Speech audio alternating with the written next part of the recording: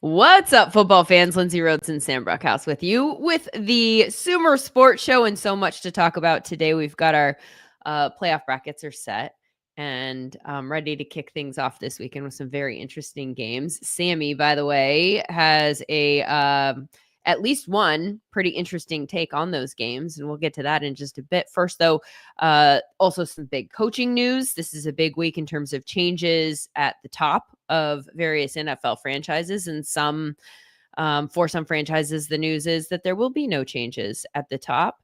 Sam, we've got a lot to talk about today. Yeah, Lindsay, if you were to look at our Twitters over the last 24 hours, you would have thought that this would have been a full WWE podcast. And it could be. Saw you, still could be. I saw you tweeting a little bit about your support of Seth Rollins, and I just got to say I completely disagree. What? How? Wait, time. Are we fighting? How can you completely disagree about Seth Rollins? I don't understand this. He's a visionary. He's an architect. But when matched up against CM Punk, look, this is a little insane. I grew up watching CM Punk. The pipe bomb 2011 against John Cena, was one of my favorite. Probably is one of the reasons I'm in media now was that promo that he cut. And then also, I'm such a big CM Punk fan that I had never seen him live until I was at Notre Dame and when I was working in Notre Dame. And so Notre Dame is notorious for never closing no matter what. And the weather's awful in South Bend. It snows all the time. It's hard to get to class. It's hard to get to work. Mm-hmm. And so the blizzard was so bad at this point in time that they closed school for the first time in years. Concurrently, there was an AEW Dynamite, just a normal TNT televised program, and CM Punk was fighting in it. I'm from Louisiana. I don't drive in blizzards. I barely drive in rain. But I trucked it from South Bend to Chicago through the blizzard. Didn't tell my mom. She was very upset after. You risked your life. I threw it down just to see CM Punk wrestle for the first time. It was fantastic. It was against Maxwell Jacob Friedman, another one of my favorite entertainers in that business. And so I was rooting hard for CM Punk. I was anti the revolutionary, anti the architect, anti the aerialist Seth Rollins last night. I can't believe we were nemesis last night. I was very sad. Very sad. Seth is a really big football fan. So he is a fan of the Bears. You've seen him at games before. Right. They put him on the big screen. He gets the crowd going. He's like a legit Bears fan, right? And he plays fantasy and he does all of that. And he's very good friends with my fantasy podcast co-host. And so he's been on our podcast several times and he's come on and done like mock drafts with us. And he's an awesome guy. And so that's like the story behind my investment in him is that he's actually like legitimately a cool dude. And I'm sure that the same might be true for CM Punk, but I don't know that personally. And so he will get none of my loyalty. I was really sad. I was trying to figure out because I think that was one of the fights last night on the card that, I don't even know if they call it a card. I'm a brand new wrestling fan, right? And this is because I have a 10-year-old son who is a brand new wrestling fan. He loves wrestling and he thinks it's great. He's gone hard into it and I've gone with him. I'm like way down the rabbit hole. I mean, I cheered for everything last night. We were there. We were live at the Intuit Dome. And I was as into that event start to finish as I can recall being at something like that. Like I could not leave to go to the bathroom. My husband had to go get us food. I would not leave. Like I was the person who was like I was their best audience. I booed, I cheered, I did all of the things that I was supposed to do. I was 100% all in. It was such a fun event to be in the arena, like just the actual spectacle of it, the show. It was incredible. But back to Seth and CM Punk, I wasn't sure strategically who they were going to have win because I didn't know, like some of the other ones, it's obvious. Like Roman Reigns is the guy we're all rooting for and Solo's the bad guy, right? Sad Solo lost though. They were not going to open the brand new Netflix era with a heel winning. Like that just felt so obvious that Roman was going to win, right? Like, so but then I kind of thought the same thing about the headline at the end, and Rollins and CM Punk, and I wasn't sure which way they were going to have that go because they didn't know if there was an obvious, like, it's like two guys that people like for the most part. Right. Although there were more cheers in the arena for CM Punk. And so I had to scream at the top of my lungs for Rollins to like kind of even it out. I think I did that myself. This one person.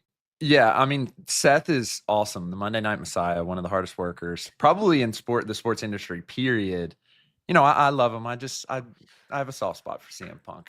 As you mentioned, I was very sad that Solo lost. I thought that they've done an excellent job. Okay, so I think they've just done an excellent job of making him and his cronies, particularly Fatu, just like really fun to watch. Yeah, fun, like in the sense that, like, I don't know, man, but they're not easy to root for. Sam, like, even last night, it's like, so it's Roman versus him, and then they come out of nowhere and come into the ring. Like, they can't even fight straight up. I'm loving this because, Lindsay, you're exactly right. And this is showing me that I'm way too much of like a Marky Mark alt wrestler. Like, oh, I'm going to watch AEW and blah, blah, blah, blah, blah. And I don't know. I just like them. I think they're simultaneously psychotic, as they should be, as they're booked to be, but they're also hilarious. And I just wanted more of, you know, him with the Ulafala. I thought The Rock was going to get involved, which I was a little disappointed about. You know, I thought The Rock is a terrible guy on screen, and I wish he would have continued being a terrible guy because he was really fun when he was a bad guy. It seems like he's going to go more in a direction of like board of director kind of, you know, Triple H type business figurehead. But, you know, it was really fun when he was torturing Cody last year. Yeah. Well, Cody was one of the best surprises for me when he ran out and ran into the ring. There were a handful of moments like that. When they announced Hulk, when they started playing his music, and we were like, "What? Like, really?" And then the boos came, and it was I know you could hear it on TV. It was on it was on the broadcast. It was so loud. Yeah, I was uncomfortable. Like, I mean, you know, there are obviously reasons for that. And so everybody has a take on that particular subject. But I was like, oh my God, this is uncomfortable. Get them off. Get them off quickly so that we don't have to watch this anymore. Because I'm having like secondhand embarrassment and I just want to not be in the middle of this. I mean, Hulk is like, when it comes to the wrestling business, that is, he's like the pros pro, do whatever it takes for the business. Typically, though, there have been moments like in the past where he refused to give up the belt. What I was interested in is years ago, he was booked against The Rock and he was the heel and Rock was the face. And they switched it because of the crowd reaction. And it would have been an elite like wrestling moment if he would have just completely turned heel. And instead of doing, you know, the canned Real American Beer promo speech about like, oh, hey, go buy my beer. Like, I love all of you, blah, blah, blah. If he just pivoted on a dime and was like, you're fake Americans, blah, blah, blah. Like, you don't even deserve to drink my beer. And it would have been hilarious. And it would have been great because he would have gotten more booze. And that's, you know, like sometimes heat is money. You're right. Like, lean into the moment and go, oh, they're booing. Let's make it, take control of the moment, give them a reason to boo, and act like they were supposed to boo, and we're fine with them booing. Exactly. It would have been elite. Didn't go that way, though. Which means he's going to be booed even harder and worse in like a not good way. Not like my guy Solo Sikoa. Good call. By the way, I'm so thoroughly entertained that this is a conversation that I want to have. Like me talking wrestling with the most sincerity is the funniest thing ever for people who have known me for a long time. Like, absolutely no interest prior to, I would say the last 6 months because of my kid, although I would have kind of been a little bit more open to conversations just because of Seth coming onto the podcast over the years. And so I would have been like, oh, it's Seth. Like, let's listen. He's a nice guy. But I can't tell you if you guys are like, stop talking about wrestling. Okay, that's fair. But also, if you have a chance for whatever reason, if Raw or SmackDown or one of these things comes to your town, please go get tickets. You don't have to do it if it's the first ever event at on Netflix and it's at the Intuit Dome, because the tickets were freaking crazy. When The Rock said that was like the biggest gate ever, I was like, we looked around. I was like, we are suckers. But anyway, but I digress. If it comes to your town and the tickets are not as crazy, You have to go just for a fun experience, and don't do the whole it's fake thing. Like, people watch Real Housewives. That's not real. People watch The Bachelor. It's like, just lean into the story of it all and the spectacle of it all. They put on such a good show in the arena. Like, and I was fascinated by, and I promise we're going to get to football. Oh my God, we're 10 minutes in. We talked wrestling. I was fascinated, having watched it on TV, with how they handle the whole show in the arena and how it feels like a full show start to finish without breaks. Like, we go to sporting events and it's a TV timeout, and now we have a TV timeout, and the cheerleaders or the in-house entertainment, they come in and they start like, that's part of the wrestling thing when they go to the different wrestlers and they talk backstage. So there was a huge chunk of the show where I was like, are they not taking breaks because it's on Netflix now? Like, I didn't know when the breaks were. And then I kind of figured it out after a little while. But I think that that's a strong statement about the kind of show that they're putting on in the arena. So go check it out. Yeah, Super fun. It's absolutely fantastic. And I've brought a lot of friends who have nothing to do with wrestling and frankly generally don't want to go. And I'm like, just like, no, you have to go. Yeah. Because if you're a sports fan, if you're an entertainment fan, if you're a music fan, the same feelings that come on, when your favorite act comes on stage, it's that, but like 10 times over. Yes. In sports, like the highlights, it is, of course, it's manufactured a little bit, but it's still elite athletic and elite, acting talent in front of you. And so the same thing that makes you get out of your seat is manufactured to happen on purpose at wrestling events. I do have one last question. We're talking about guys on the outs here. Speaking of a guy who is always on the outs with the fans, what were your thoughts on Dominic Mysterio? Like, I need someone who is just completely like not a super big wrestling fan to talk about Dominic Mysterio. Okay, wait, is that Dirty Dom? Dirty Dom, correct. Why does he have the same last name as Ray? That's his son. I did not know that. I didn't even know that. See, new. Okay, Dirty Dom is gross, but I loved the way that they played out the story this time. And Rhea Ripley, who, by the way, my daughter was dressed as. She went dressed as Rhea Ripley. Rules. That rules. Yeah. And then she was really close to us. They brought her up in the stands to do like after the fight, a quick on-camera interview. Oh, cool. And I don't know if that was just for the arena or if that was on Netflix, but it was like so close to us. And so my husband ran my daughter down, was like trying to run into her. And that didn't happen, sadly. But anyway, so we were all in on Rhea Ripley, my 7-year-old daughter, leading that charge. And when she won and then they brought Dom over there, I thought, it was just good story, right? It's fun. Like, again, to go back to the Housewives or Bachelor or whatever, like, of course the pivot there is that he tries to go back to her. And then, she kicks him in the nuts. Well, so it was awesome. It's just funny, particularly because we're talking about the coaching carousel, because again, like, he is fantastic at being an awful guy. Segue.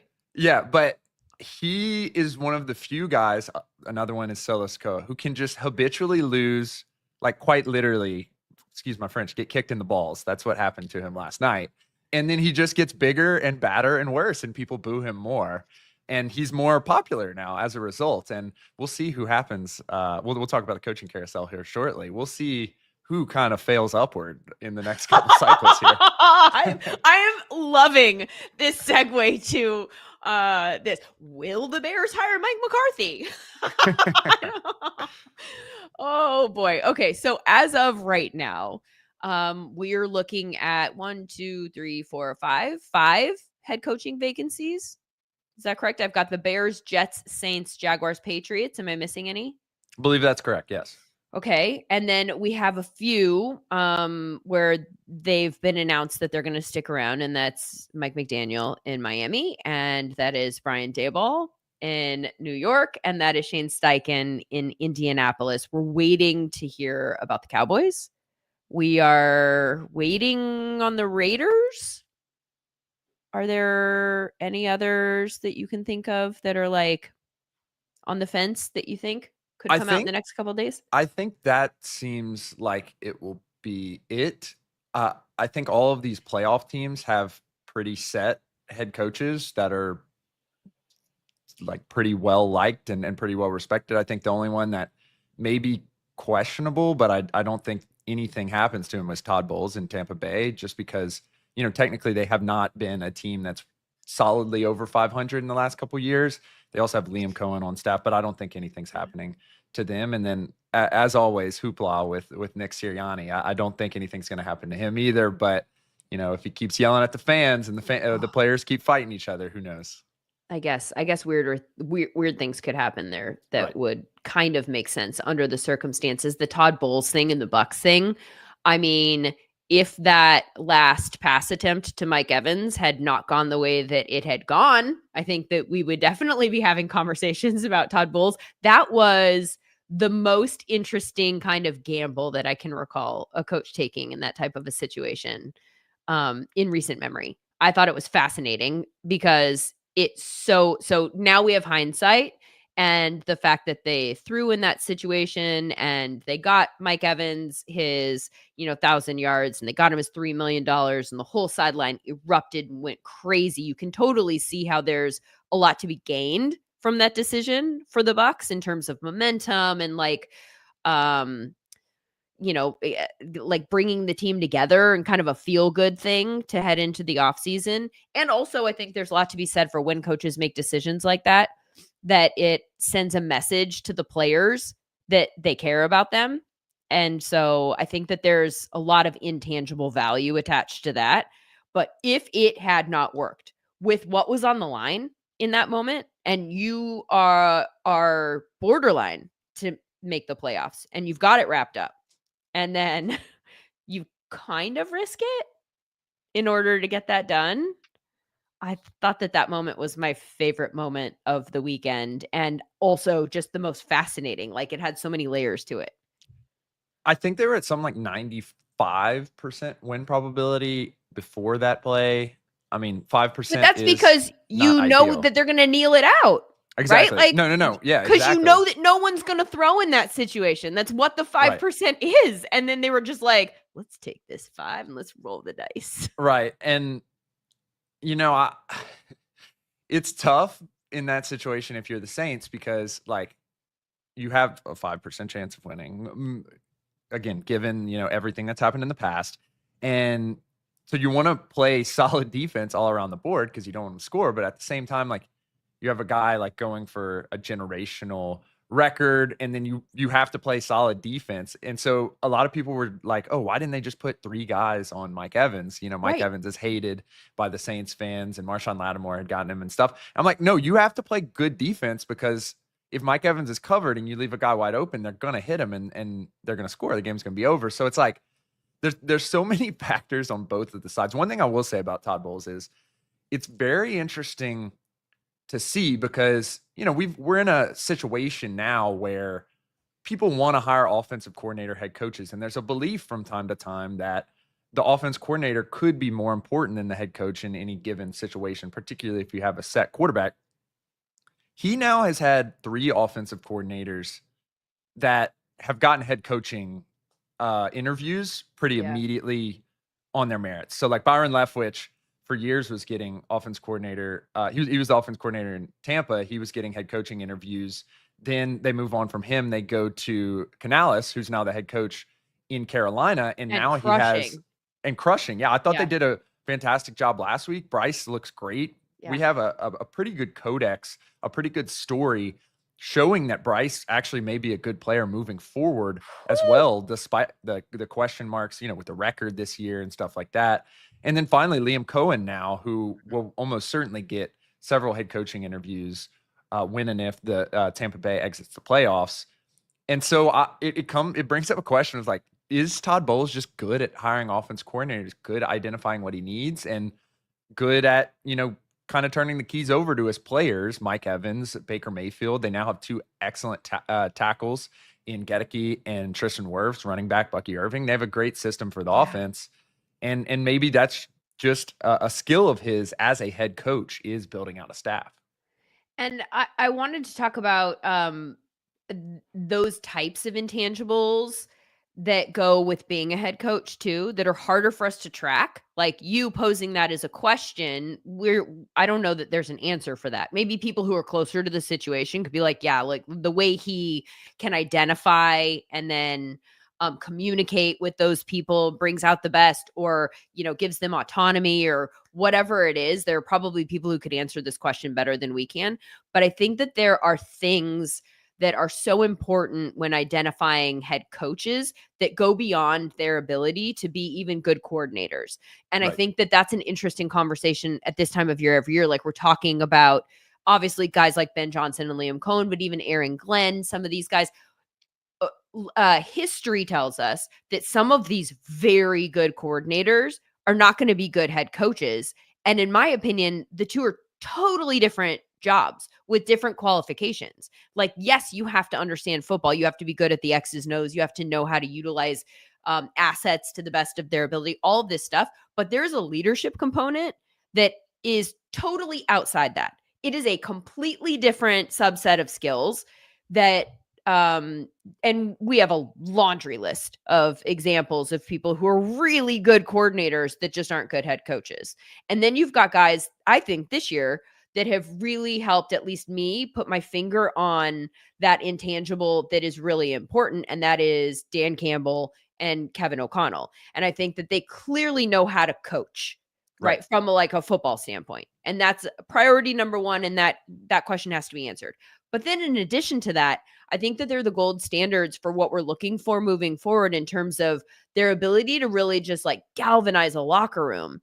And they have that type of leadership that I think works right now in the year 2025 that isn't that hard ass, you feel like, although Dan Campbell, I think, kind of does have a little bit of hard ass to him, I think that there's an underlying, I am also your biggest fan.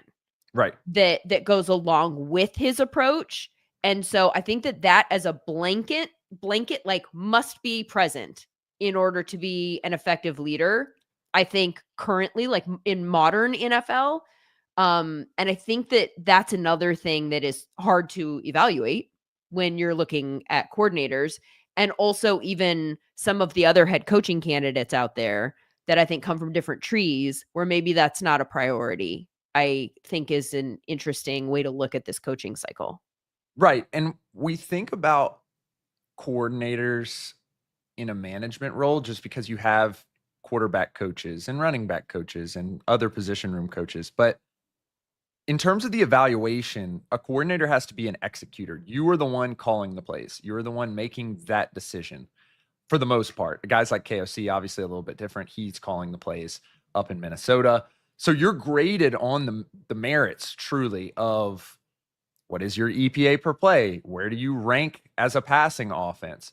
To where when you get moved up to that head coaching position, particularly in the NFL, where you are actively involved in the scouting of players, the addition of players to your team, you're graded on a longer scale and a more question mark scale. You're no longer necessarily an executor. You have to be a manager.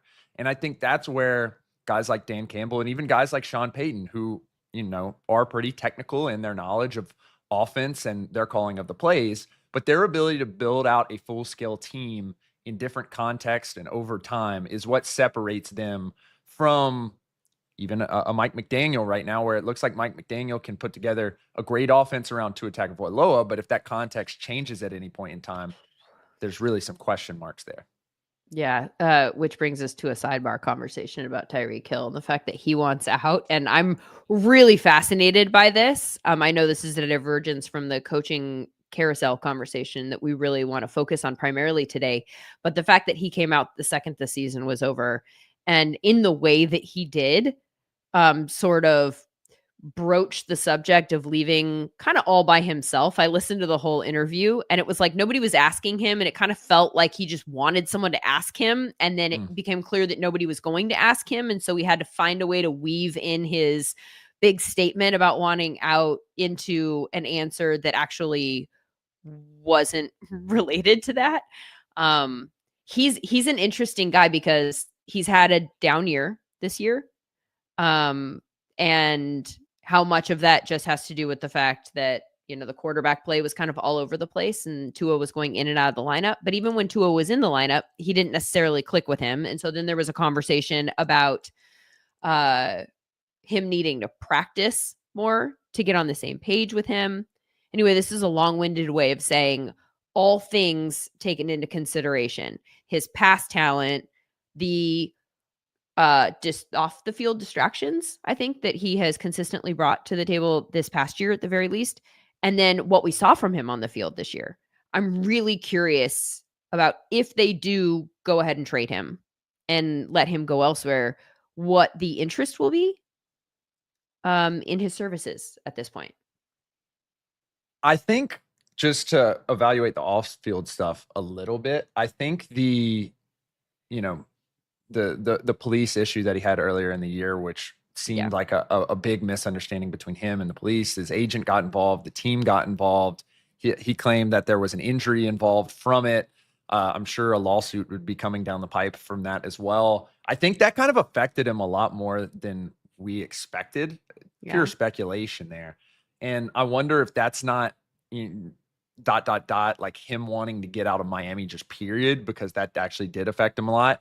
In terms of just on the field stuff, it didn't look like he had the same route running ability this year. I think the burst was still there. I think the speed was still there, but he wasn't able to create separation in the ways that he used to. And for that reason, Tua was targeting other guys. And the emergence of Devon Achane as a more Christian McCaffrey style real option in the reception game, despite their running game hurting for most of the year, changed the calculus of their offense, as well as the arisal of Jonnu Smith at the tight end position.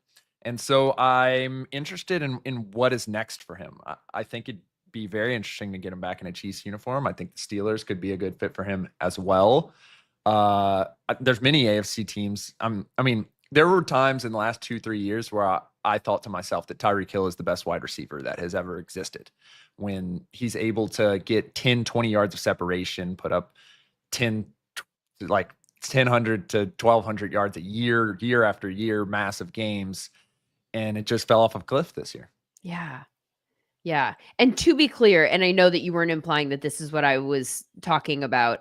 When I said the off the field stuff, I wasn't even referring to the police incident. I was referring to the constant playing around on Twitter and like threaten to leave, to want out, like all of that back and forth. Yeah. Especially when and they must have known in-house that there was some truth rooted in it, because now we know that there was. Because the second the season was over, he was like, man, I need out. I got to do what's best for me.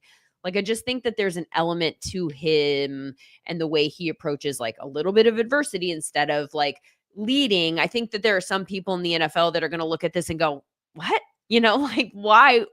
That you have to be so good in order to act like that, I think, and have teams, that are all trying to come and get your services. And I just think that there's an interesting mix in that with having not been very good this year. And so people kind of have to try and figure out why he wasn't good this year. And then that will lead us to whether or not he's worth the other things that he brings with him. I just think it's going to be a really interesting storyline to follow this offseason. Right. I think the fear definitely is that this offense was pretty much built for and around him. Yeah. And still pretty much was this year for the grand majority of the season when he and Tua were both healthy, and he was not able to produce. Yeah. And I think when the keys to the car are given to you and you can't drive it, it becomes a little bit of a problem. Is there anything we've had that conversation with regards to running backs in the last couple of years. And that was the big storyline this year, was the fact that the running backs that we had those questions about were plopped into good offenses. And all of a sudden, oh, voila, shocker, shocker, that Derrick Henry looks good in a good offense, right? Like, although I think it was a reasonable question to ask coming in about Saquon, about Derrick, about Josh Jacobs, maybe more than the rest of them, because running backs are hard to evaluate in terms of their own individual metrics. Like, what is one that actually tells the story of the running back as opposed to telling the story of the offense that they're in? Anyway, this is a long-winded way of saying we put them in offenses where the environment's perfect for them, right? The offensive line specifically is very, very good. They've got a quarterback that teams have to account for in the backfield. And then you look at Tyreek Hill, and I wonder, what is that version of that for him? Like, what is he hard to evaluate the way a running back is? to separate what he's done from the offense that he's in, or is it easier with regards to him? I think if I'm Tyreek Hill and I'm evaluating the landscape, the one thing that I, as a wide receiver, had not been able to show off since being in Miami has been kind of, it used to be the Tyreek Hill and Travis Kelce thing. Now it's kind of become Travis Kelce's calling card, is the second life. The quarterback breaks the pocket, the play breaks down, and you're able to find a pocket of space. Quarterback hits you, and all of a sudden we're off to the races. We saw Jamar Chase be able to do that all year this year with Joe Burrow, where Joe Burrow moves up in the pocket, is able to escape a little bit. Jamar Chase edits his route, gets the ball all of a sudden 30 yards down the field for a touchdown, basically making a play out of nothing. That's not really the MO of this Dolphins offense. Tua's whole job is to get the ball and get the ball out fast. He's probably the best in the league at doing that, to the point where it looks like a completely different offense when Tyler Huntley is playing quarterback or Skylar Thompson is playing quarterback. And so that's where I'm trying to get to if I'm Tyreek and I'm trying to revive my career at this standpoint, or at least progress back up to what I was last year, is a place where there's a little bit more creativity and improvisation after the initial play breaks down. The problem is in order to do that, you have to be with Patrick Mahomes, Lamar Jackson, Josh Allen, and that ilk of player. Are there any others? Are there any others that we could place him with that would be interesting? What about some of these teams that are kind of borderline, maybe have a quarterback? This just popped into my head and I don't know why, and it might be the complete and total wrong place for him, but I just thought Broncos with Bo Nix. That is exactly what I was thinking. We're literally on the exact same page. And my thought process was, late season, Marvin Mims pops up as a guy who is, fantasy questionable. Like, you're starting to think, can I flex this guy? Because he's getting the touches, not just because he's getting the output. And it seemed like a bit early on in the year where Sean Payton was like, I'd love to get Marvin Mims involved in this offense. And it seemed kind of like a joke. Yep. And then all of a sudden it hit. And so if you take that Marvin Mims role and add in a Tyreek Hill or substitute in a Tyreek Hill, how different does that look given Tyreek Hill's proven skill set over time? But that's crazy. I was literally thinking the Broncos as well, because Bo Nix has the ability to get the ball out pretty quickly. They have the ability, an excellent screen game. I mean, the screens they were pulling off against the Chiefs this week were out of control, beautiful. Now, they were playing against backups, but nonetheless, lovely to watch. And then also you get Bo Nix's improvisation and lack of taking sacks generally that could be immensely helpful to his career. That'd be fascinating to see that. Okay, getting back to the coaching vacancies here. We also have a few GM vacancies. One that became open today, and that was the Titans general manager job previously held by Rand Carthon for the last 2 years. Just as a matter of principle, I'm curious to get your thoughts on how long we need to see a general manager in a job. And there are always, I'm just going to say this, there's always instances where people who are boots on the ground in rooms with people can get a read, right? Like, you can have a conversation or even a few or over a period of time, you can work with someone and go, this is not going to work. And so I'll just say that, like, making, I know black and white conversations are always more fun to have. But there's always a lot of gray and things that we just don't know about all of these situations. But in terms of the Titans moving on from Rand Carthon after 2 years, and then there were some people that wanted Elliott Wolf to be out in New England. I saw that name come up a lot. Like, why not him too? And I was like, he was there for 1 year. And like, the rosters that Bill Belichick had put together towards the end of his reign were not particularly good rosters. I think most of us would agree on. And you can't just get out of, and you can't rebuild an entire roster in that period of time. Like, just the way contracts are set up, like, you have a certain amount of wiggle room and you got to, like, kind of take bites at the apple, like chip away at it kind of slowly, piece by piece, which is why I'm asking the question about time frame and what is the right amount of time in which to get a read, if the read is not specific to, I'm sitting in rooms and this isn't working. In my opinion, it's really difficult just from a completely separated view to advocate for getting rid of a general manager before his first draft class's rookie contracts are up, because it's very similar to the college game. You want to see how those guys that a coach at the college level recruited as 17, 18-year-olds develop into college football players. Similar thing in the pros. I think you want to see how that first draft class, that first free agency class develops over an entire contract cycle to get an opinion or a read on how the general manager will approach turnover, how they'll approach player development, how they'll approach the organization greater and the relationship with the coach over all three of those years going into the decisions about the first round picks and then the fourth year for everyone else. And I think the kind of primo version of this is the Atlanta Falcons. They've done this now twice. I mean, Thomas was there for a decade plus, and we saw him be able to overcome down years and bring them to the Super Bowl and have MVP years for Matt Ryan and bring in wide receivers and defensive players that developed. And they're also doing it again with Terry Fontenot, despite having been through, two coaches at this point. And I think it's paying off to a certain dividend. I know there's questions about their quarterback situation, but it seems like they approached that in at least a smart way now that they have Michael Penix, who will be starting for them last year. It looks like everything's going to click moving into next year. And then I think year 5 is the true evaluation period for Terry Fontenot moving forward. And I think that's why you have to do that. I don't really understand the firing of Rand Carthon. I know it was a tough year this year. I'm assuming there's stuff behind the scenes that we don't know, because obviously that's a major thing that goes into these decisions. Yeah. But this was not one that I expected, and this was not one that I can easily explain. No, I agree with you. My whole read of this is I am really curious to see if we'll find out what the dynamics were behind the scenes, because this feels like that type of situation. You could on the surface look at it and go, oh, we drafted offensive linemen. The offensive line got worse and brought in Callahan, right, to coach it. And the O-line still wasn't good. And that feels problematic. But also I just feel like that it's not that. I feel like it's a dynamic situation, probably between people just disagreeing about the approach or how to go about it. And my guess is that we'll maybe hear about that down the road. Well, what's interesting here is how you want to build your organization.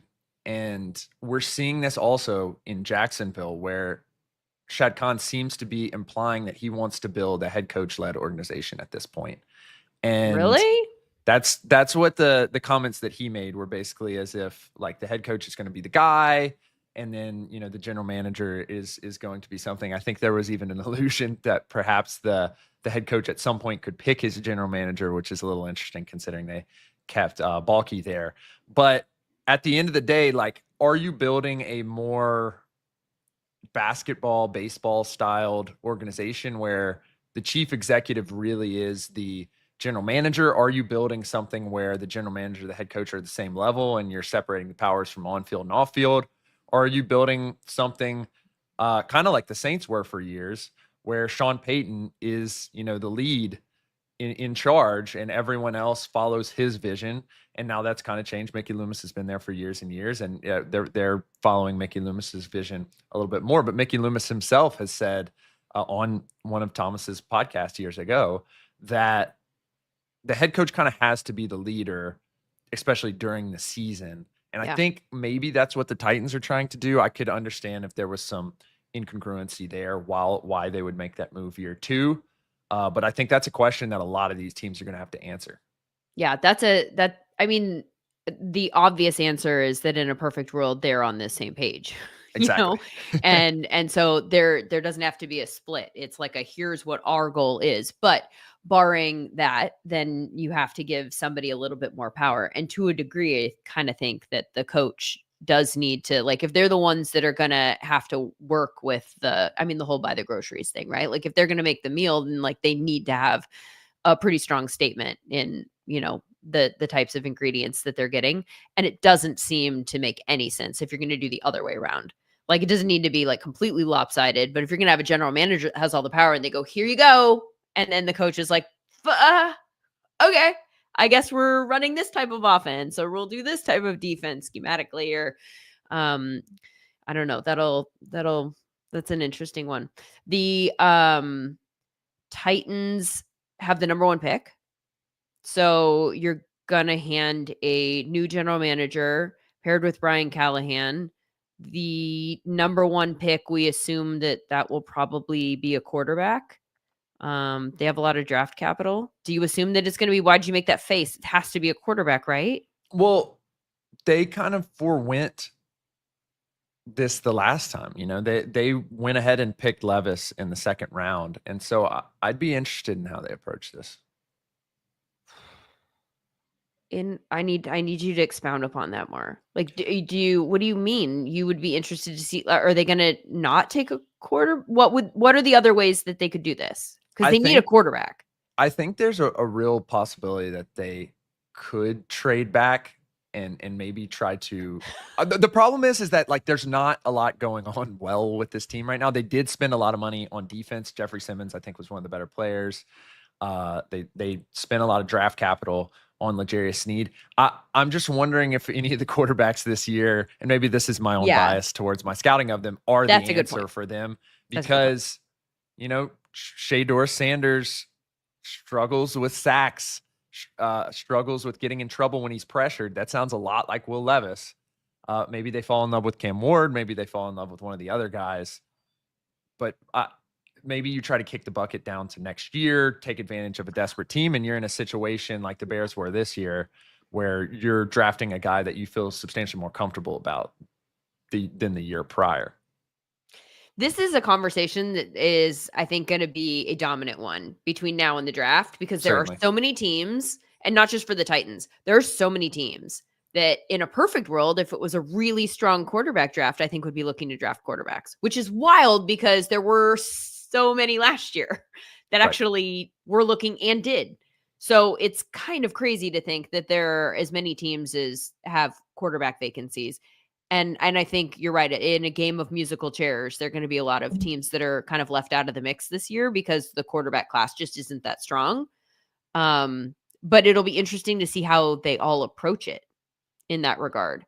I would think that the Titans, I tend to agree with you, and I'm like I'm not into my draft prep yet, but just based on what everyone has said about the different position groups and strengths and weaknesses, it does feel like it's not a great year to maybe have the number 1 pick if you're looking for a quarterback, or in general. But I would be somewhat surprised that a team at the top that needed a quarterback that could dictate that. I would be surprised if they didn't take one. That would be quite a statement if they did trade out, like about the class.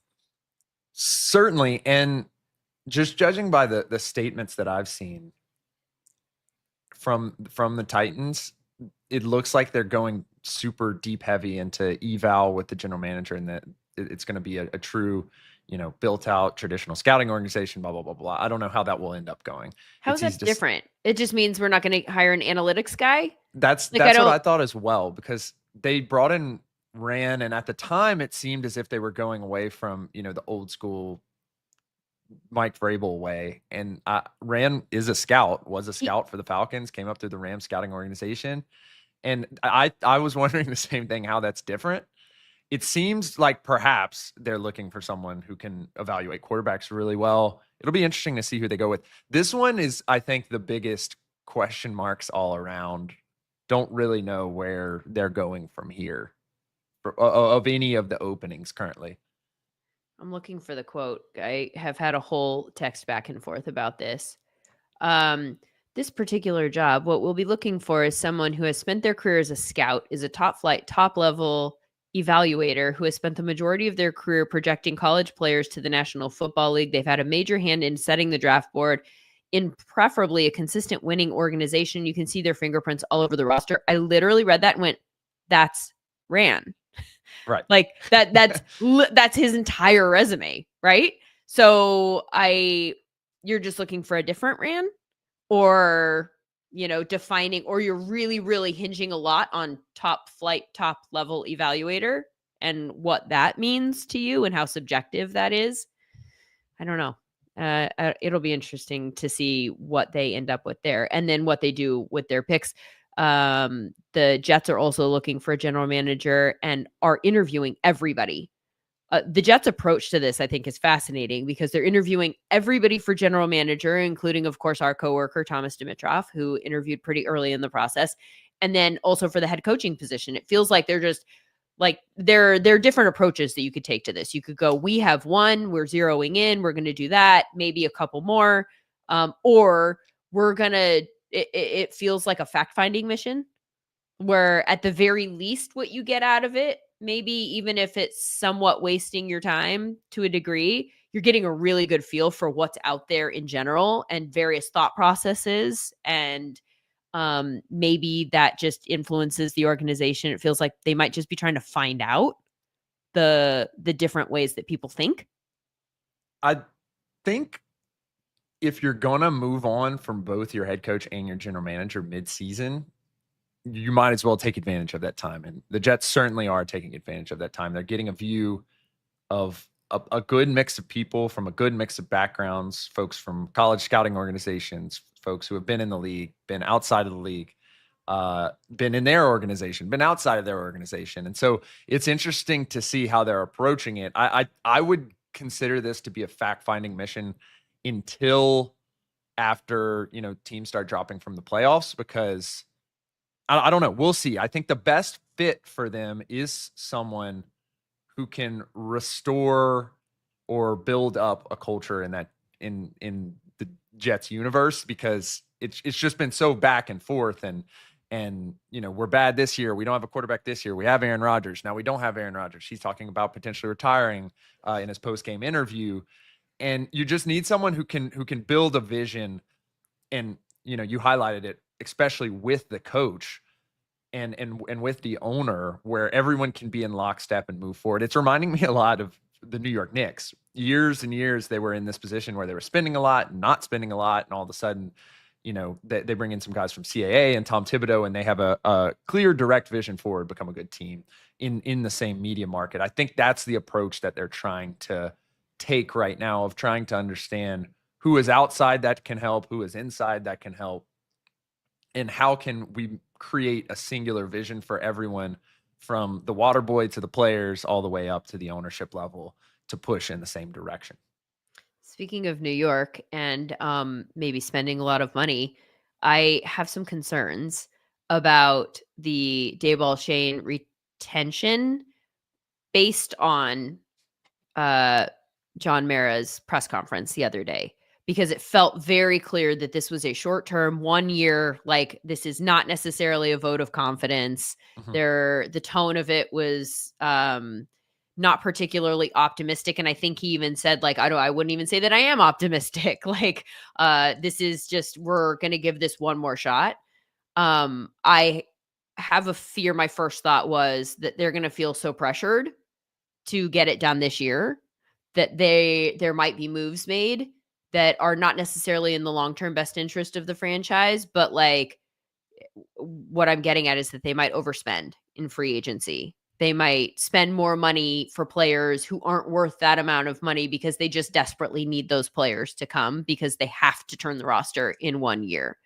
Do you have any thoughts on what a 1 year get it done or else type of mentality could do to a roster build? It's very interesting. I think that they have a superstar in place in Malik Neighbors, which is helpful. Yeah. And if you're digging deep into the moves that they made on defense and the way that defense played when everyone was healthy, they have some good core pieces in that defense as well. And I think a few targeted draft picks or free agency pickups could be ultra beneficial depending on how the quarterback situation goes. I don't think they have a good yellow brick road to Oz on anyone playing quarterback. I don't think that's how that's going to work out. I think maybe they'll take a couple shots. They'll pick up 2 or 3 guys, kind of similar to what the Broncos did this year, spending a pick on Bo Nix, trading for Zach Wilson, keeping Jarrett Stidham in house. We don't know who's going to start. It ends up being Bo Nix. He's a slightly below average starter in the aggregate on the year, but has good moments. All of a sudden, we're in the playoffs.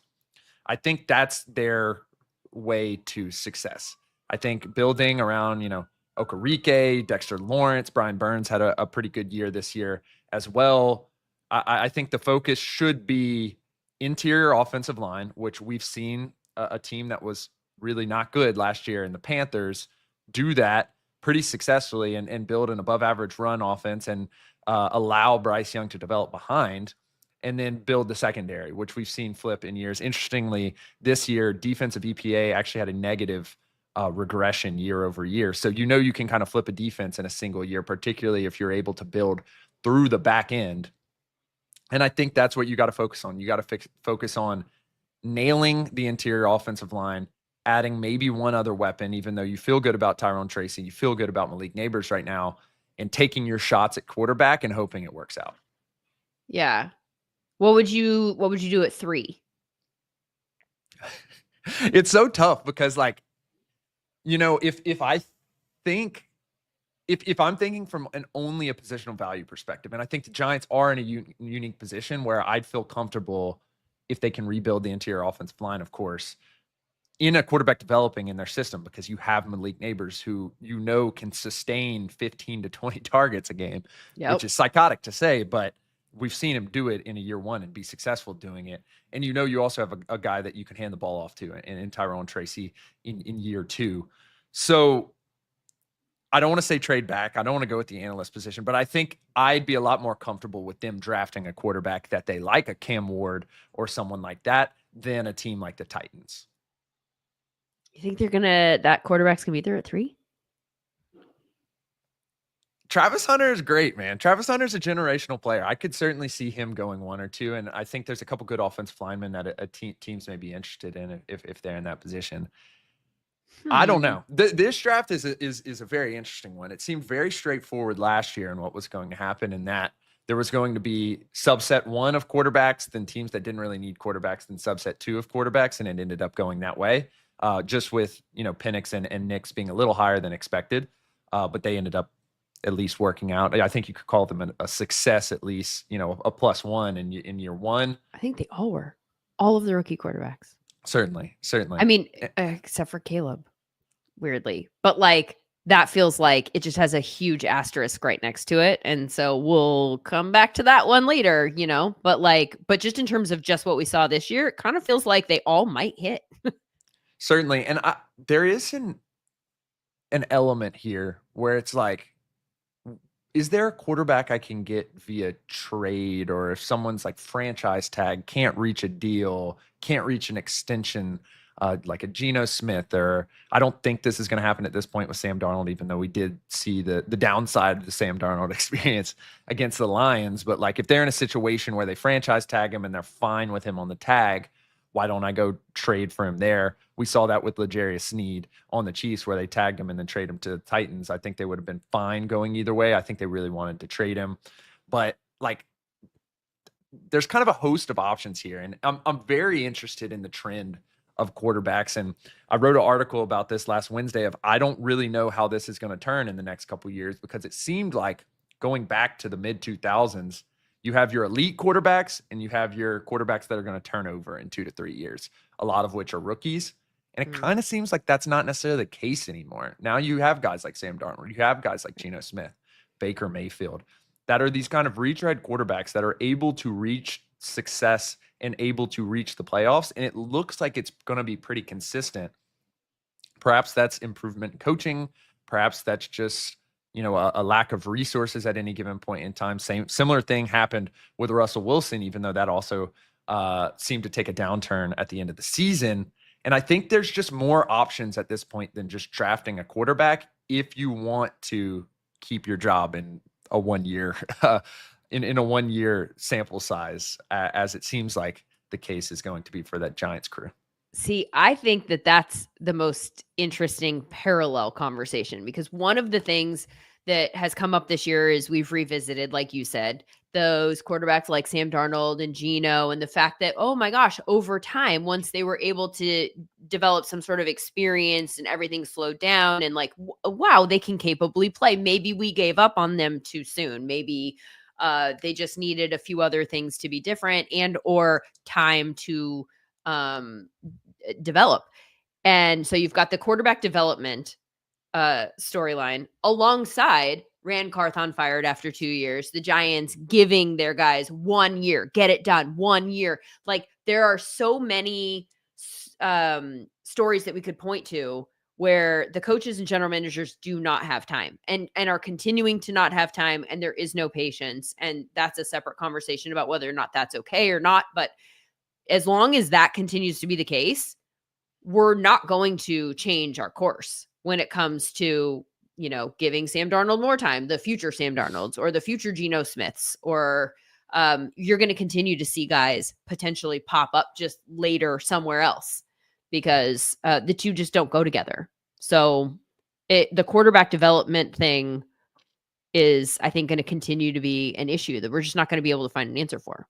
Yeah, the interesting item about that too is we've seen Brian Daboll develop quarterbacks to what it seems like is their peak potential. Like, this is a guy who took Daniel Jones, who had a way more question marks in his early career, and then allowed him to play up to his potential and made a postseason run with him somehow. And we were able to see, the Daniel Jones that we know now, who runs around, but we also reached his ceiling fairly quickly. He was not able to complete deep passes to really quality wide receivers like Malik Neighbors, and thus you have to move on from him. Before that, we saw him take Josh Allen, who was a 55% completion percentage guy in his first year, and build him into the Josh Allen we know now.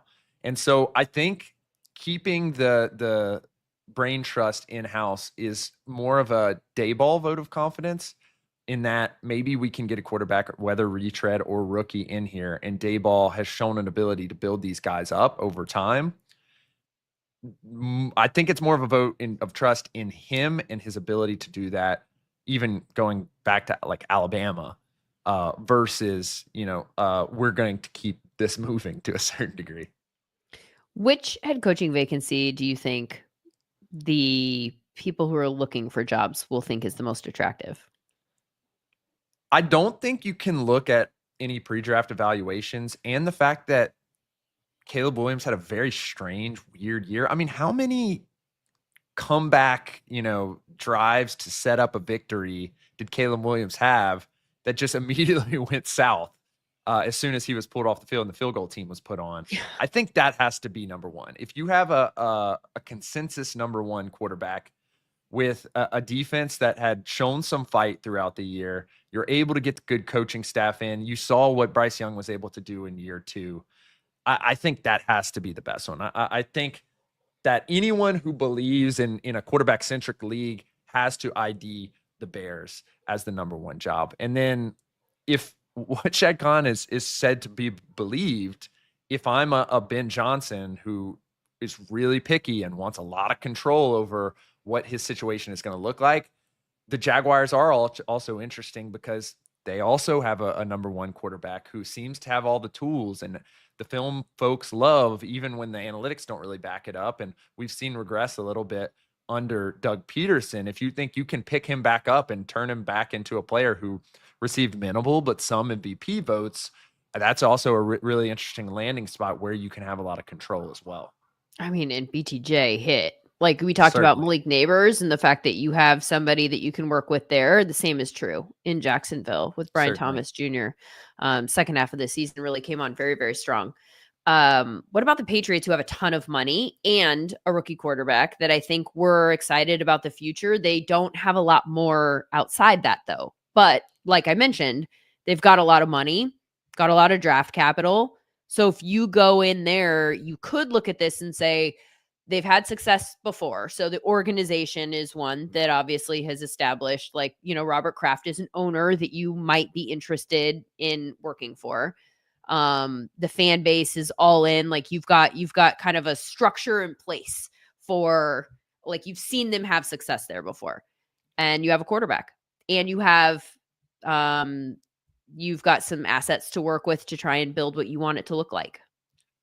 I think in order, the biggest draws would be Drake May, number one, who we saw be able to make plays even when it didn't necessarily go his way, and that's massive. Like he has an ability to create that the top 10% of quarterbacks have. Now, will it break that way, or will it break into Jameis Winston territory? We'll see. But that's the number one draw. I think something that goes a little bit, underrated is last year in terms of EPA per play, this was like a top team in the league on defense. This year was one of the worst teams in the league, talking about that negative regression that I brought up prior in the show. If you believe that with the talent, with the Keon Whites of the world and some of these other guys on defense, that you can build a suitable complementary team, particularly on the defensive side of the ball, and you can reinstitute some of those things that Belichick was able to do with the talent on that side of the ball, I think this becomes substantially more valuable of a position as compared to some of the other ones. Now, do they not have as much talent as some of these other teams? Certainly, or at least it looks that way right now. Are you going to have to somehow fit in some semblance of the Patriot paradigm just because Robert Kraft was with Belichick for so many years and there's that spirit and that lifeblood there? Probably so, which maybe that's a box that people wouldn't want to be put in. I'm really interested to see if Mike Vrabel just ends up getting this job, though, because that's what it seems like it's going. That seems like the direction it's going. He's a Patriot for life guy.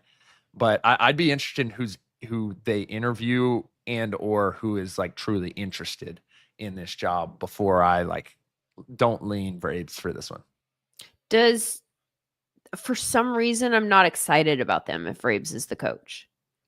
And I'm not totally sure what that is. Maybe it's the way that his teams looked in Tennessee, which were kind of like gritty. And that might not be his fault. It might be the fact that he just didn't have like quarterbacks, high-end quarterbacks. And so you tailor the offense to what your strengths are, which is what I have begged coaches to do. So you could argue that I'm being a bit of a hypocrite, and maybe he just did that very capably and got the most out of his teams. But he seems like somebody who almost wants to run an offense like that. And that just doesn't feel to me like a recipe for success now. And especially if you do have Drake May, maybe we'd see something completely different in terms of his approach offensively specifically, but it's interesting, particularly given the reasons for firing Gerard Mayo, which seem to be almost totally team culture, off the field, media-esque stuff. I think you solve all those problems with Mike Vrabel. If the problem was truly the on-the-field product, or I didn't, as an owner, agree with the schemes, or I didn't agree with the player development strategy, you can make an argument that Vrabes also fixed some of the player development stuff as well. But sometimes with these general manager and head coaching firings and hirings, there's a tendency to just go to the exact opposite thing. And in this case, Gerard Mayo was a linebacker for the Patriots, and I guess Mike Vrabel was too. But if you're saying this is what was wrong, we weren't able to publicly present ourselves in a way that we wanted to do. There were issues with the press conferences, and there was issues with the decision making, and so forth and so on. I think Mike Vrabel fixes those issues. That's true. If that's not the way they're evaluating it, I would tend to agree with you. I'd love a more offensive Drake May type builder up guy in that slot as well. I think there's also part of me that just, and I don't know if I can articulate why I feel this way well, but I think I want them to actually go away from the Patriot way. I think that probably the smartest, best thing to do there is to wipe it clean. Right. And if you were able to get somebody like a Ben Johnson, let's say, right? And so that you could sell the hire, because I know that that's going to be part of this is you go, hey, we've got Vrabes and they love him. And that's already like a built-in familiarity thing. Right. But if you could hire the guy who can trump that, who can still keep your fan base excited and optimistic about the future and get some buy-in about, we're going to do this differently. This is going to be different, you guys.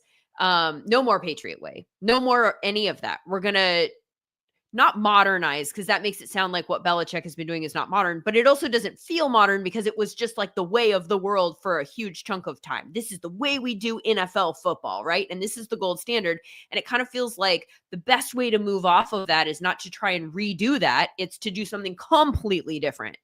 And so I think that there's part of that where I'm like, no more Patriot way. Like, no more. I'm like, to be done. And Certainly. maybe that's how we got into this mess to begin with. But I do agree with you that Gerard Mayo, from a press conference standpoint and just like an authority figure, then Vrabes obviously comes with a much different pedigree in that regard. I did think that the Gerard Mayo stuff, like Mike Giardi, who I worked with at NFL Network and now writes, I think, for the Boston Sports Journal, wrote a really good article that had some quotes from people like anonymous sources, and a veteran player who said that he lost faith that they were headed in the right direction way back in the spring. Said that the like plans and approaches kind of changed on a day-to-day basis, and it kind of felt like they just didn't have a sense of control about what they wanted to do, which is, and the quote here that I thought was just really damaging was he said he never believed that we had an edge in coaching. So I think that there was a lot going on there behind the scenes that makes it pretty clear. Yeah. Like when you're getting quotes like that from a player who's been around for a minute, it becomes clear why, like minutes after the season ended, they were like, okay, done. A great corollary to this is the Saints opening, because the Saints had a very defined leadership for years. It was Mickey Loomis and it was Sean Payton. And Sean Payton was more of the figurehead. Mickey Loomis was doing the stuff behind the scenes with guys like Terry Fontenot, who's now general manager of the Falcons, and Kai Harley, and all these fantastic down office guys. And then Sean Payton retires and they keep it in-house. They keep it with Dennis Allen. And it seems like that's where they're leaning again. They want to go with Aaron Glenn, who has been in Detroit for several years. That's what reports are indicating, and was in New Orleans for a long time as well. And the Lions certainly have a little bit of an adjusted flavor, but Dan Campbell was the associate head coach for many years at the Saints. Like there's the same familiarity that you would have in the Patriot way, but almost exactly. I'm thinking about Nick Underhill at New Orleans Football. Almost exactly the same quotes directly from Tyrann Mathieu, who was saying, I just didn't know if we had the vision long term. I didn't think our defensive line was developed in the way that they used to be developed, and he wasn't even there for that long, and so there were these poignant and very pointed discussions of what was going on at any given point in time. And I think they did kind of right the ship in terms of leadership when Rizzy got in. It seemed like the guys were playing a lot harder, struggled from a lot of injuries, and they have their work cut out for them in the cap perspective. But there is a real discussion of how do we get away from the glory days, or how do we reinstitute the glory days, even though some of the guys who are still in the league who are top tier candidates are from those days and are interested in these jobs. And what is the right time to flip the culture and to flip the switch and to try to change everything? And it's a difficult question to answer, particularly when you have two guys. Aaron Glenn put on an absolute show against the Vikings, who looked unstoppable for weeks. Yeah. And their defense is throttled. And I mean, like Amik Robertson was cornerback 4 for the Detroit Lions at any given point in time of the year. And all of a sudden he's guarding Justin Jefferson, great Louisiana versus Louisiana matchup, and he's shutting him down. Like just a great game plan. And obviously that could easily track on to coaching, but is that the right recipe for New Orleans right now? Very similar to, is that the right recipe for New England right now? Yeah. Recency bias is obviously a thing here, but that might be the best coaching job that we saw all season long. Aaron Glenn, what he did against the Vikings on Sunday Night Football was just masterful.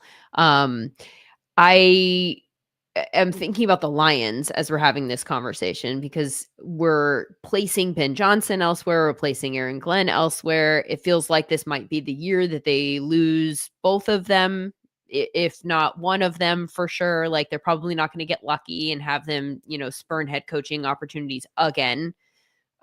Which makes it feel like this might be kind of the year that they have to go win it all, right? Like for the Lions, they could look very, very different next year. And I have faith in Dan Campbell to find the right people. And I think that the culture is already so well established that they could probably, and it will be a very attractive coordinator job, right? Like if those jobs become available, he will have his pick of probably anybody that's available that he wants. But looking ahead to the playoffs now and shifting gears to this weekend, Lions don't play because they have the bye. But how are you seeing these games and the playoffs? How are you seeing the playoffs differently now that we know who's playing who?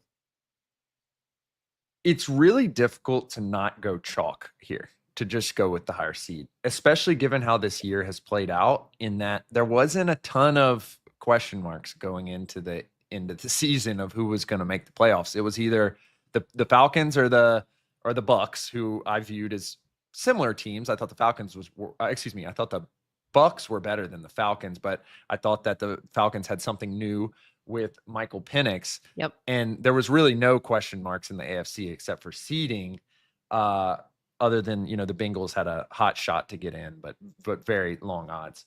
The thing that I'm just kind of stuck on, which this is more of a circle than a total deep dive of the numbers and the matchups and all this, is I think that Denver is not a 9-point underdog in this game. I think Denver is closer to the Buffalo Bills than we really expect, and what we would expect via their record. They've been able to hang into games with the Chargers and with the Bengals that are high-scoring teams. The difference is and don't get me wrong, the Bengals defense is terrible, but through the last couple weeks, the Bills defense has been absolutely atrocious when facing quality offenses. And you look at the last 3 weeks, it was the Patriots, who they took an L to, and the Jets, who they absolutely murdered. But the Jets didn't look too good going into the end of the season. And I'm interested in what they look like against a sort of functioning offense and a very highly functioning offensive head coach going into this. And I'm also wondering, we've seen Josh Allen struggle against the Texans way back in the early season, and he put on a very good game against the Chiefs, but that was a tight game kind of all the way through as well. And that heavy blitz, what that looks like when Vance Joseph comes into town. I think the Denver Broncos are just extremely well coached and have good players, and the only real question mark for me is Bo Nix, who has played better in recent weeks. And I think they just have a better chance than, being blown out by 10 plus points than most people would expect. If you put me on the line right now and said, hey, give me an upset, I'd pick Denver versus Buffalo, which is hilarious because I think Josh Allen is the MVP. It is hilarious in a lot of ways. Nothing that you said is inaccurate, but I just I'm having a hard time getting on board looking at the Broncos schedule from this season and even in the last few weeks. So wiping this past week's game off the map and sending it into the sun, because the Chiefs, clearly approached it like it was a preseason game. Let's just say the Chiefs do everything excellently, including tanking games. I know. I actually tweeted something to that, and my mistake was that I made the joke about the Bengals, and I said, like, the Chiefs really did not want the Bengals to get in but the point was pointing to like their box score, like the fact that they even took being bad to the extreme. Like it was like they're so good that even when they try to be bad, it must be on purpose, or when they're bad, it must be on purpose. That was kind of like the joke that I was trying to make. I mean, they had 33 offensive plays, which I think the lowest prior to that was 41 on the year for a given team, which is crazy. And then they had the ball for 18 minutes. I mean, it was just a wild game. But anyway, so wiping that one off the map, then you just lost to the Bengals. You give up 30 points. Then the week before you lost to the Chargers and give up 34 points. And so there's something to me about those 64 points allowed to those two teams that were borderline playoff teams. That this defense, which we've kind of noted as the strength of the team all year long, like all of the advanced metrics, it's like the Broncos EPA per play allowed, like they're really good. Well, 64 points allowed to the Bengals and the Chargers, and the Bengals obviously have a very good offense, and the Chargers can on any given week. but that feels egregious. And then you go back and you're like, okay, their other losses are to the Chiefs, they're to the Ravens, they're to the Chargers, they're to the Steelers, they're to the Seahawks. So it's like all playoff, borderline teams that they lost to. And the only playoff team that they beat was the Bucks in week 3. I think the matchup that week, I most am circling is the thing that's kind of picked them apart in recent weeks has been depth at the cornerback position in terms of the Broncos. And they were at full depth against the Bengals, and T. Higgins just had himself a game, which, how well was Riley Moss competing? I thought he was competing hard, but there was not much that could be done. Yeah. T had an excellent game. I don't know who that second guy is for the Bills. I don't know who the first guy is for the Bills. Exactly. Right? I mean, like, just to even go higher up the chart. So now you've got it with the Bengals. You've got Surtain with Chase, though not on every play. Like, what does that even look like against the Bills? Khalil Shakir is the priority. It's a great question, and I think what becomes of it is Cook has been very good running the ball, as has Josh Allen all year. How much do we want to trust that is the winning formula for them, especially when we saw them not perform super well against the Texans? Again, weeks and weeks ago, but I think these are two very similar defenses in that Zach Allen is going to cause massive problems. Nick Bonito is going to cause massive problems. And Pat Surtain could win the Defensive Player of the Year award. Derek Stingley is also a fantastic cornerback. Yeah. And it's really going to boil down to, can Josh Allen go nuclear? And I think there's not really a better defense to take advantage of people trying to kind of do it all than the Broncos this year. It is. So you said outside of this one, if you were looking for an upset, it would be that one that it's easy to go chalk. I think the Ravens are going to just run the Steelers out of the building, maybe even literally. I don't like that matchup for the Steelers at all. I don't know if you disagree. The Ravens are so fascinating because all year, to be clear, I'm sticking with my pick that I stuck with all year. I still think it's going to be Ravens versus Detroit in the Super Bowl. Okay. The Ravens have gone from a team that I don't feel good about that pick, even though I stuck to it, just because of their talent on the offensive side of the ball, to now we have some arguments to be made.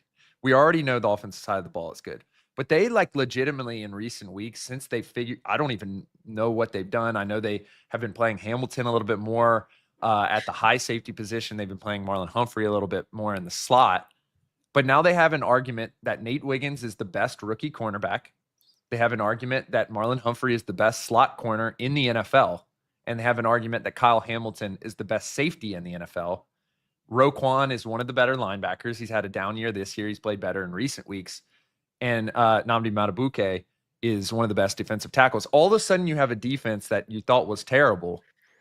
All of a sudden, it's like, wait, is this defense one of the better ones in the league now that they've completely figured out what they're doing? I think the Steelers, even if they're just above average, can't overcome that. I totally agree with you on the Ravens. The Steelers are, since week 10, so it's a 9-week sample size because they actually played this past week and it counts. They are 28th in EP per play on offense. Not good. The only teams worse than them: Chicago, Dallas, the Giants, the Browns. This was always the case. I mean, we were saying all year, at some point, these deep shots are not going to hit. At some point, the running backs are not going to be able to continue running the way they are. And sure enough, now George Pickens is kind of losing it, and they can't connect for whatever reason. And there's problems off the field and stuff like that. And it's just, they were playing a high variance game and all the variance hit at the beginning of the year. Chargers, Texans. I don't love the Chargers for consistency's sake, but I think that they should probably win that game. I think I would like anybody against the Texans. Yeah, I mean, I think the Texans have a good defense. They were exposed against the Chiefs, and their offense is abysmal and has been all year. I think that's what it chalks up to. What about the Packers versus the Eagles? Man, that is an interesting game. I think the Eagles are the most talented team in the league right now, outside of maybe Baltimore. If you're choosing this directly on talent, then that's the direction you want to go.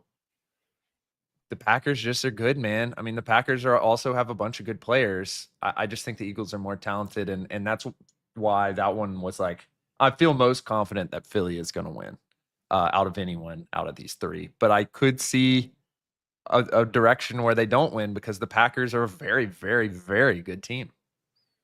I think that Jalen Hurts has been gone for a while. That's a good point. And so, I mean, let's assume that he, clears protocol and he's back, because that he has to be back for us to have this conversation in a straight up fashion. You're not a Tanner McKee believer? Not as much in the postseason. And so let's say Jalen Hurts is back. Then it becomes like is he somebody who can be gone for this long and then just step back in and everything's fine and systems are firing? And I don't know if I don't know for how many quarterbacks that's true, but I don't know if he's one that I feel the most confident. Like, he'd be at the top of the list of like, no problem, no rust, we're good. I think your view on the Washington Commanders' victory over them is what defines how you view this game. If you're someone who thought that even though it seemed that they were picking up steam, the Eagles were before Hurts went out, but you still think that Jaden Daniels, the edges on the Eagles were not going to be able to contain him, and at some point it was just a matter of time until he started killing them, I could see why you would go with the Packers. I am not personally of that opinion. I think that Jalen Hurts' ability to run the ball, agree, even when he's not hitting his receivers, is a game changer, particularly when you have Saquon Barkley back there and you have that offensive line who Jordan Mailata I had is, if there's an O-line MVP candidate, I would have Jordan Mailata as that guy this year. Yes. He's been fantastic in the passing game. He's been fantastic in the running game. He's been a plus player. Like, typically we think about these weak link systems of offensive linemen where there's one guy who's not really good in pass protection and the defense is going to go 5 up and it's going to cause all these problems. He's like the guy who can erase that because he can do it all. He's so good. Right. Yeah. All pro, vote number 1. Exactly. And so I think with the Eagles, if you believe in Hurts' feet, you think they're going to win this game. Edge Cooper, though, for the Packers defense, could neutralize that. And he's one of the few players in the NFL at the linebacking position that could neutralize a quarterback like that. That is a matchup to watch for sure, though. I do think Watson being out for Green Bay, too. That's a good point. Changes things. Because he's probably, it's hard to say, I guess, because all of their wide receivers are so different. But I think he maybe has been their best wide receiver this year. And what he does probably changes their offense, like almost feels the most important, for making their offense feel like it has some variety attached to it.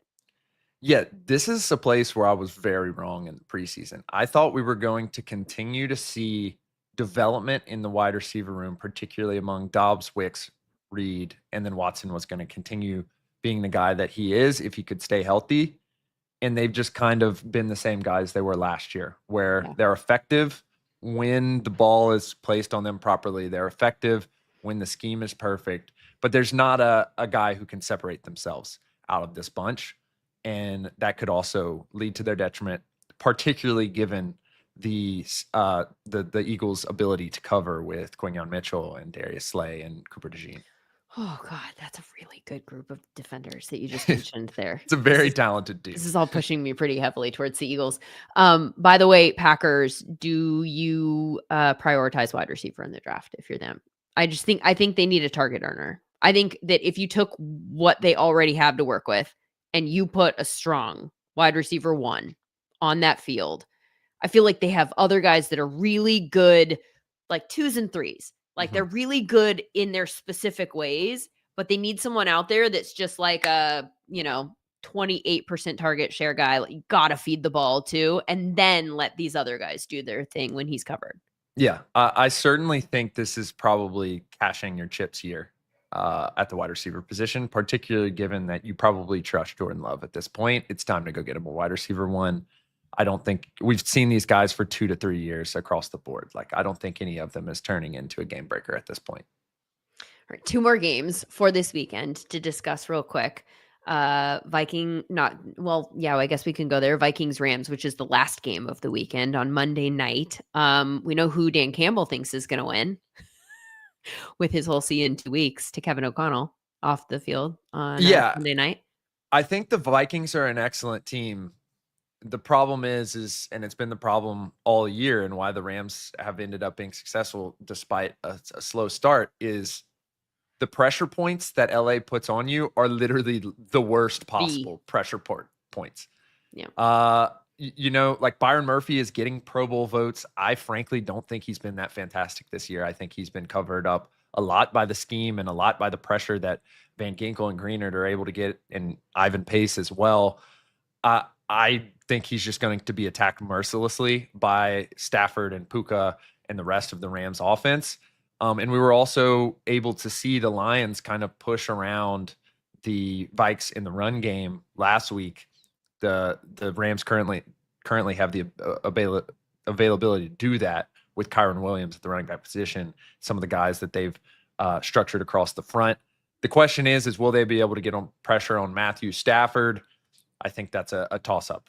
They were kind of able to do it in their game earlier this year. The Rams ended up pulling it out. And then on the defensive side of the ball, I certainly think they could take advantage of the back end in a similar way that they took advantage to of the Packers. But it's just hard to block Turner and Fisk and Byron Young and Jared Verse. It's just difficult to do. And we saw the Lions, who didn't have any level of talent close to those 4 guys, be able to pressure Sam Darnold heavily, really throw him off his game. It's just the pressure points are so tough for the Vikings in that territory. I think that's why that is like my second upset that I would consider. I do think the Vikings are a better team than the Rams altogether, but I think the Rams can just pinch you in ways that you don't want to be pinched. Yeah, I agree with you about the pressure point being the pressure on Sam Darnold. I think as we saw with the Lions, if you can speed him up, then that feels, I kept waiting for him to settle in that game. I kept thinking we've seen him like this before and he's been settling this year. Like he normally has that, like, take a deep breath. I've been here. I'm not, going to freak out because I'm not a rookie. And he never, that never happened. So I think that the Lions have the ability to do that to him again. My big question mark, and I think that this game totally hinges on this Stafford and which Stafford we see. Exactly. Because I think this year has been so interestingly volatile for Matthew Stafford in a way that makes me wonder if he's hurt. Because he's been so inconsistent. Like he has games where he just feels off and you watch the game and you're like, what's going on with him? Like, it's like just the passes aren't hitting the receivers and it just feels very unlike him. And I almost thought this past week when they took the week off and I was thinking, man, I would very much like to be the 3 as opposed to the 4 because I don't want to play the Vikings or the Lions in round 1 when I could play the Commanders or the Packers, right? Like I would much prefer that matchup. So I thought that the Rams probably should have played their starters this past week. But then I was wondering if maybe there was some built-in, like, we know something and Stafford just needs a minute, and maybe not just him, maybe other people too. But I thought that was at least a possibility because I think they really need Stafford to look like the best version of him for the playoffs for them to have a shot. I agree. The thing that I will highlight, which will define the game, is if Stafford is able to get stuff going across the middle, particularly to Puka Nacua, this could get questionable for the Vikings very quickly. That was how Jared Goff killed the Vikings in the second half. And if you pull up his throw chart, it literally looks like a dartboard with a million darts just right in the middle because he was scarring them all game, particularly as Flores started to get a little blitz happy down the stretch. If Stafford's able to get them over the middle, this game's going to look radically different than what you would expect if it was just a normal Vikings game. Am I frozen? Can you at least hear me? Yeah, even though you can't see me? I can hear you. Well, that's a fun twist. Well, good thing we're just about wrapped up and ready to go. We have one more game left, and that's Commanders Bucks. What are your thoughts? I think a lot of this game hinges on one player, and that's Marshawn Lattimore. If Marshawn Lattimore is able to lock up Mike Evans, this looks like a radically different game. At this point, I just trust in Jane Daniels in tight moments. I think this is going to be a tight game, and I think the Commanders are going to pull it out. Okay. Wrap up as you stare at my weirdly frozen face here. I think that'll do it. It's going to be a fun weekend. I mean, we're like down to it, right? Like there are going to be good teams that go home. And I will say this, like, I mean, I love football, but at the end of the season, there were some teams I was ready to not see anymore. Like week 18 felt like a little bit of a slog for me. There were games where I was like, I'm trying really hard to retain interest here, and I'm going to make it to the end, but I can't say I'm enjoying it. And this weekend is going to be the exact opposite of that. Certainly. And I think with these teams, everyone has something that is elite about them. The Broncos have an elite defense. The Chargers have an elite quarterback. The Commanders have an elite rookie quarterback. So it's just going to be exciting to watch these teams duke it out.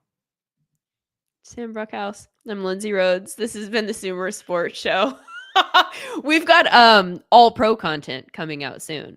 We've been exchanging our votes as a SumerSports group, and we will have something coming out soon with regards to who we think should be all pros versus not.